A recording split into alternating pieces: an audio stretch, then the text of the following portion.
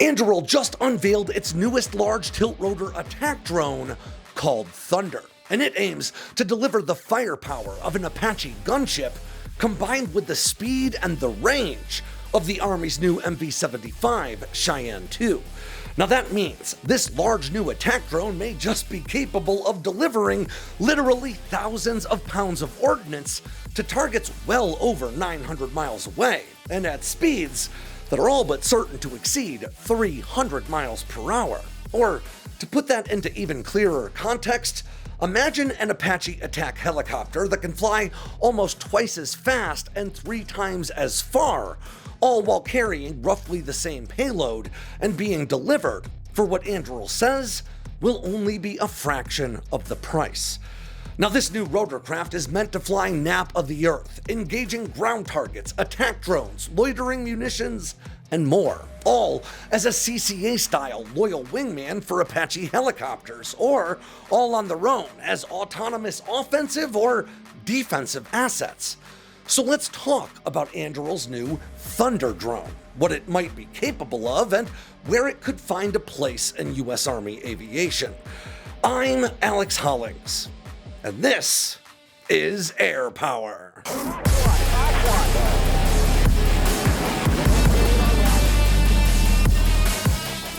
So I owe you guys a bit of an apology here. I really wanted this video to drop on Monday when Anduril unveiled this new attack drone, but this weekend was actually my wife's and my 20th wedding anniversary. So rather than working through the weekend like I usually tend to do, I took some time off to appreciate just how lucky I am that my beautiful wife hasn't left me for someone who's capable of talking about literally anything other than defense acquisitions over dinner. But today I am back at the con and ready to delve into Thunder, so let's get into it. Now, Anduril's made pretty significant inroads with Pentagon acquisitions since it was founded in 2017. Today, Anduril's already producing the YFQ-44 Fury, AI-piloted collaborative combat aircraft, or drone fighter for the US Air Force, reusable Roadrunner M jet-powered interceptors for the US Navy's carrier strike groups, and thousands of low-cost Barracuda 500M cruise missiles for, well, just about everybody. Not to mention a long list of other UAS and counter-UAS systems. But Thunder represents something of a new area of focus for Anduril, as a large Group 5 unmanned system, typically defined as a drone that weighs more than 1,320 pounds and is capable of flying over 18,000 feet in altitude.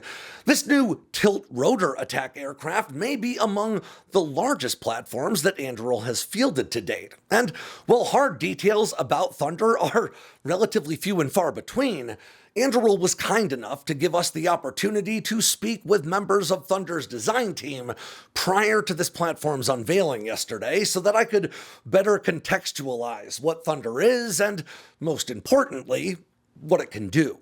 Now, this new unmanned aerial vehicle, again, was developed by Anduril, but in partnership with Army Aviation, which specializes in electric vertical takeoff and landing, or eVTOL platforms, like the 6-rotor Midnight air taxi. Now, Anduril says that partnership with Archer has allowed them to field a hybrid electric propulsion system to power Thunder's 2 tilt-rotor props that should deliver a potent enough combination of payload, speed, and range to serve as a drone wingman for crewed helicopters, or even to go on their own offensive or defensive operations using advanced onboard autonomy, like Anduril's own Lattice suite. Though it is important to understand that, like so many platforms these days, Thunder was designed with open system software architecture, meaning it could be operated by any autonomy suite that falls within the DoD's guidelines.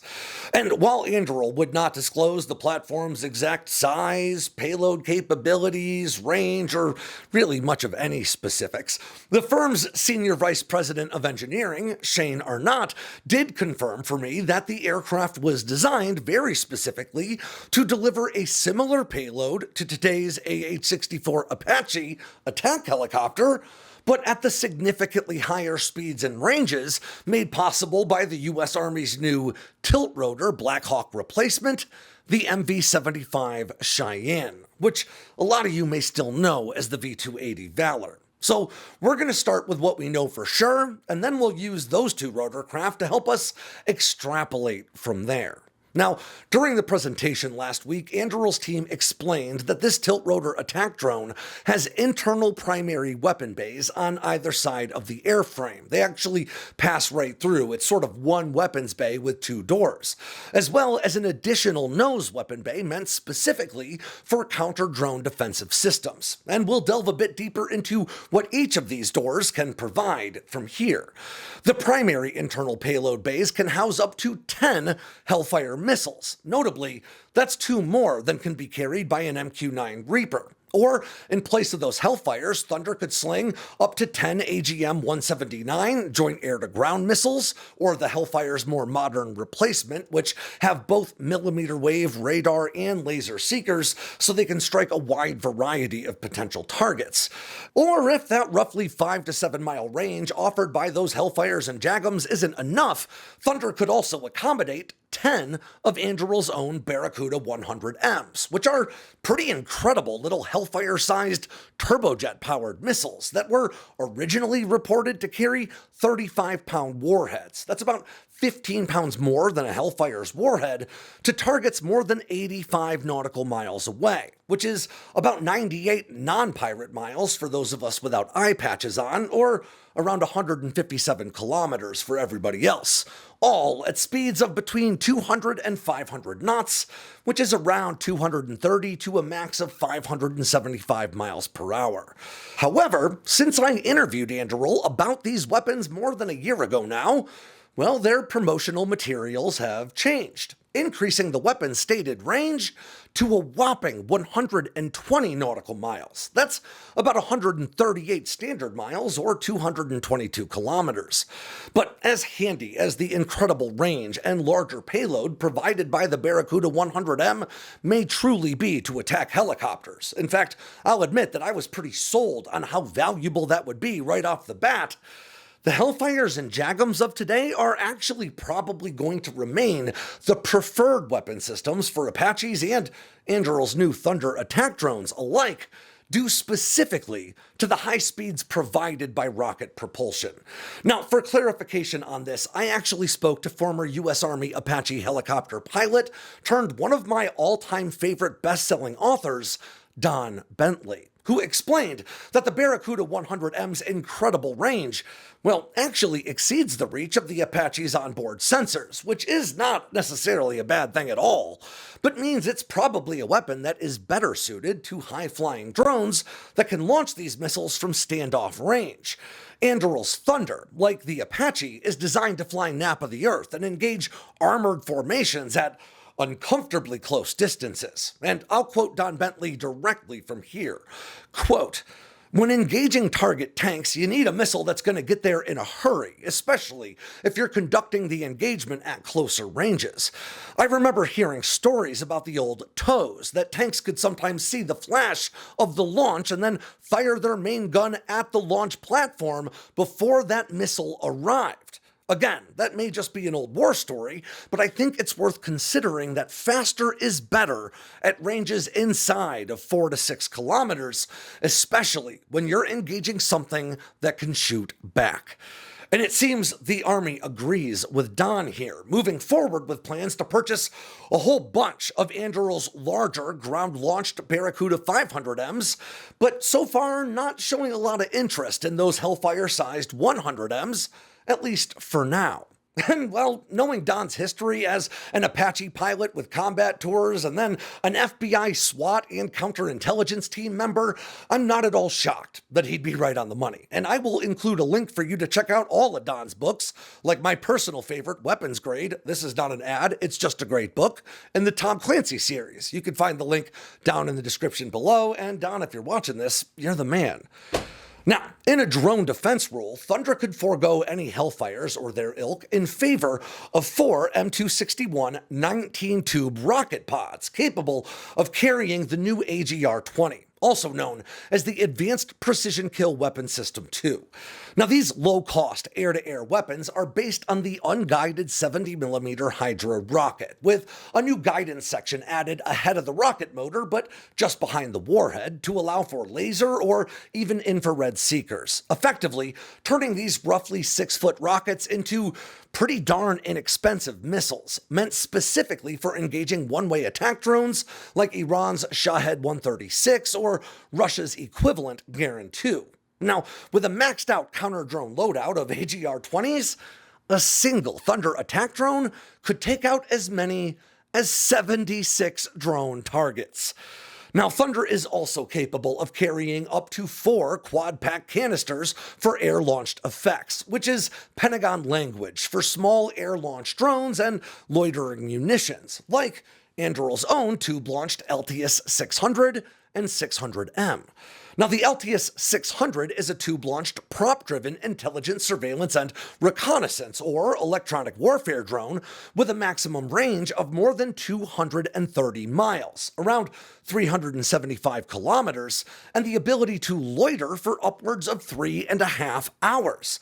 The LTS 600M, on the other hand, swaps out those ISR or EW payloads in favor of a good old-fashioned 9-pound high-explosive warhead, which it can carry while loitering for up to 90 minutes waiting for a target to pop up and present itself, or it can deliver to targets more than 99 miles out. That's about 160 kilometers away. Now, as for that nose weapons bay, Anduril says it can house up to a dozen counter-UAS effectors, though they haven't disclosed exactly what effectors they may be referring to, and I haven't been able to nail down a system that really fits what they've shown in their promotional materials so far. Of course, in actual combat operations, it's likely that Thunder would carry some combination of these weapons rather than a max loadout of one, as we see depicted here in Anduril's pictures. But we can use what Anduril has disclosed about the platform's armament to at least determine a minimum potential payload. 10 Hellfires, for instance, would weigh in at roughly 1,080 pounds, but carrying 4 M261 rocket pods packed full of AGR-20s would weigh in at more like 2,758 pounds, and that's not including those counter-UAS effectors in the nose. Hey guys, editing Alex here with a wild-haired interjection from the future. Now, last night, while I was hashing out the numbers for Thunder's potential payload capabilities, I posted my math in a short tweet, saying that if Thunder can carry 4 M261 rocket pods packed with 76 AGR-20s, well, that's gotta mean the primary payload bay is good for at least 2,760 pounds. Now, that's not really any different from what I just relayed to you, but I think it's worth noting that within an hour of me posting that, Anduril's founder and CEO, Palmer Luckey, retweeted my post. In fact, it's one of just 2 things that he shared on X in the past week. So I think that may be a valid indicator that we're at least on the right track here when it comes to our assertions about Thunder's payload. Okay, now back to past Alex. Now, that is, in fact, approaching the maximum payload capacity figures for the most modernized Apaches, which Boeing states can range from between 3,400 and 4,400 pounds. We'll talk a bit more about that in a few minutes. Now, Anduril envisions Thunder operating in conjunction with crewed helicopters, serving effectively as drone wingmen in a similar capacity to the Air Force's Collaborative Combat Aircraft, or CCA drones that are already heading for service today, one of which, of course, hails from Anduril's stable, the YFQ-44 Fury. In other words, rather than seeing Anduril's Thunder as a new type of combat drone that might reshape the U.S. Army's force projection strategy, it might be better to think of it in the short term as a proposed extension to the Army's existing Apache fleet, meant to operate in much the same way and in a very complementary fashion, but over potentially much greater ranges. Now, because of the high degree of autonomy provided by Anduril's Lattice artificial intelligence suite, Anduril proposed teaming each of the Army's existing 800-plus Apaches with at least 3 Thunder attack drones, effectively allowing you to deliver more than 3 times the firepower without risking any additional pilots, and, according to Anduril, at a fraction of the price of fielding that many crewed helicopters. It's also worth noting that separate from those promotional materials, and during the conversation that I and other journalists had with Anduril's team last week, Arnott also mentioned teaming one Apache with as many as 6 Thunder attack drones, each operating with sufficient automation to take simple commands from their human counterparts. And while not a focal point of Anduril's marketing so far, these Thunder attack drones could also serve as heavily armed wingmen for MV-75s, ferrying troops through the battle space at higher speeds and longer ranges than any Apache could support, using a variety of both passive and active onboard sensors and its autonomy hardware to continuously detect, classify, and track terrain, obstacles, and any pop-up threats along the way. And that onboard multimodal machine perception stack, as Anduril puts it, is particularly worth noting, as it can not only identify targets and alert nearby operators, it can combine that visual navigation capability with inertial guidance and terrain feature mapping to operate inside GPS-jammed environments without losing its way. Now, Anduril says their Thunder attack drone will make its first flight within the next year, but the autonomy suite has already been flying for some time in surrogate rotorcraft. Once fielded, the entire drone system can be broken down and transported inside a standard 40-foot ISO container to be deployed anywhere in the world on, well, pretty darn short notice, where it needs no runways and minimal support to be put into the fight. Okay, so that's pretty much everything that we know for sure about this Thunder tilt-rotor drone. So now let's talk about what we can extrapolate or maybe even take a few guesses based on broader context. Now again, when I spoke to Anduril's team last week, they described Thunder as offering the armament of an Apache with the speed of a Cheyenne. So, of course, I asked about range, because those two helicopters have very different reach, and they clarified that the drone does offer similar speed and range to the tilt-rotor MV-75. So let's look to these two rotorcraft to help us better understand what Thunder may be. The AH-64 Apache helicopter gunship is, well, let's be honest, the most successful modern combat rotorcraft on the planet. Since entering service in 1986, the Apache has accumulated over 5.3 million flight hours, including at least 1.3 million hours flying in combat. The most modern AH-64s carry an M230 chain gun chambered in 30mm with 1,200 rounds of ammunition, along with 4 hardpoints on each of its stub wings, rated to carry weapons like the aforementioned Hellfires, JAGMs, AGR-20s, and the like. Some Apaches also have additional pylons at the ends of those stub wings to launch small Stinger air-to-air missiles. Now, as I said earlier, today's Apaches are rated to carry anywhere from 3,400 to 4,400 pounds of munitions, depending on mission and environment, with lower loadouts often required in places with high altitudes and really hot air, like Afghanistan, where testing has shown a roughly 717-pound shortfall in the Apache's hover performance. Now, just a few minutes ago, we were able to assess that this Thunder attack drone can carry, well, at least 2,758 pounds of ordnance in that primary weapons bay, based on the idea that it could launch 76 AGR-20s. And that means it seems likely to me that the Thunder drone probably offers slightly less total payload than an Apache, which can carry up to 16 Hellfires in some loadouts. But any payload disparity between these platforms is likely to tighten quite a bit in places like Afghanistan, where Thunder's tilt-rotor design is all but certain to perform much better. Now, Thunder, of course, does not boast the Apache's 30mm M230 chain gun slaved to the pilot or gunner's line of sight via helmet-cued targeting like the Apache's got. They opted instead for that nose payload bay packed with a dozen counter-drone effectors. Broadly speaking, then, I do think it's fair to say that while Thunder is probably able to carry just a bit less total firepower than a modern Apache, it still offers what are, realistically speaking, very Apache-like combat loadouts.